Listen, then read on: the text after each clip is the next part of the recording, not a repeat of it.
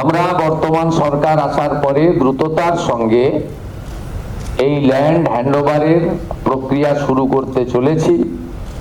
আজকে এর সূচনা লগ্নে আমরা 18+9 27 কিলোমিটার এলাকাকে সুরক্ষিত করার প্রয়োজনীয় জমি সরকারি এবং আমাদের প্রাইভেট ল্যান্ড যা পারচেজ আমরা করছি এবং তার সম্পূর্ণ অর্থ বিএসএফ আমাদের দিচ্ছেন, ভারত সরকার আমাদের দিচ্ছেন, আমরা সেটা সূচনা করলাম।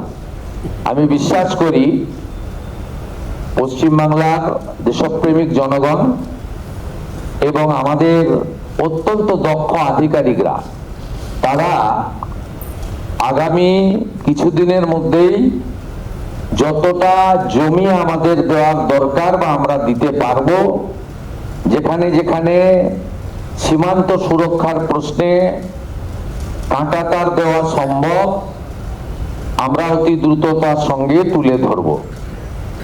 একটু পরেই আধিকারিক স্তরে মাননীয় ডিজি বিএসএফ, যিনি ওয়েস্ট বেঙ্গল ক্যাডারের একজন অফিসার, তিনি জঙ্গলমহলেও কাজ করেছেন 2008-9, আমি ওনাকে পার্সোনালি চিনি। তিনি পশ্চিমবঙ্গকে অত্যন্ত ভালোবাসেন।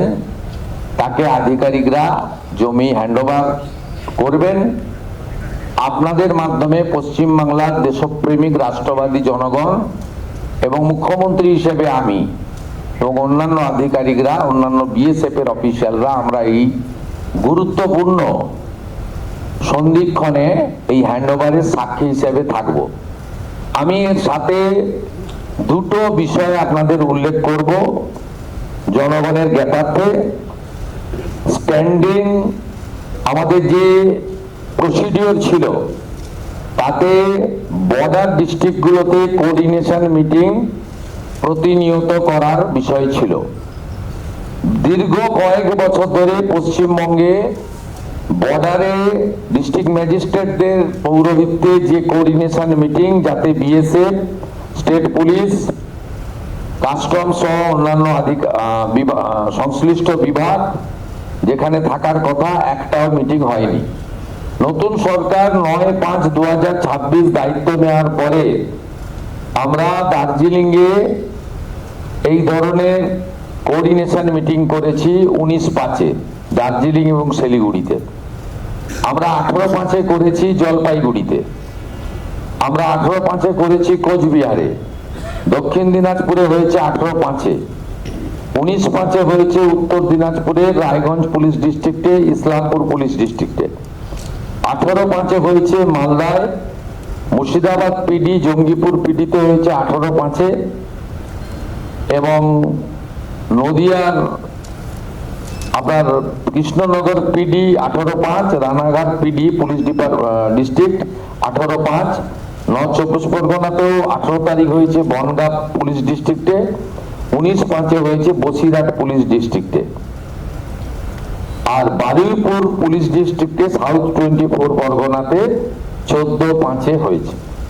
এটা এখন থেকে প্রতিনিয়ত হবে এবং প্রয়োজনে থানা স্তরে বিএসএফ এর সঙ্গে আমাদের অত্যন্ত সুদৃঢ় সম্পর্ক তৈরি করে আমরা আমাদের রাজ্যকে এবং দেশকে সুরক্ষিত করব।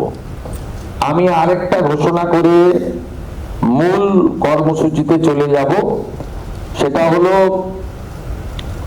আমাদের ভারত সরকারের পক্ষ থেকে 14/5/2025-এ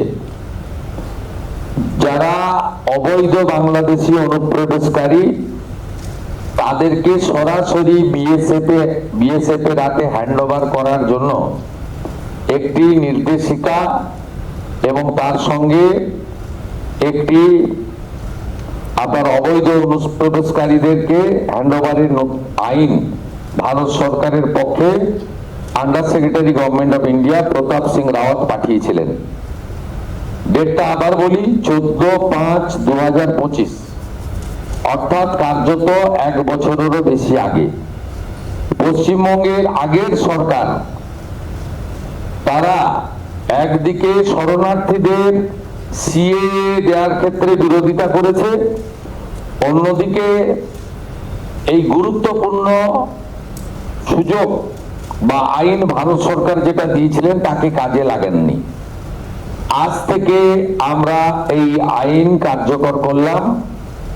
এর ফলে সিএ এর অন্তর্ভুক্ত যারা, অর্থাৎ সিএ তে বলা আছে 7টা কমিউনিটি বা ধর্ম পালন করা লোকেরা, তারা সিটিজেনশিপ অ্যামেন্ডমেন্ট অ্যাক্টের আওতায় আসবেন এবং তাদেরকে যারা 31/12/2024 পর্যন্ত এসেছেন তাদেরকে কোনো পুলিশ কোথাও হ্যারাসমেন্ট ডিটেন করতে পারবে না।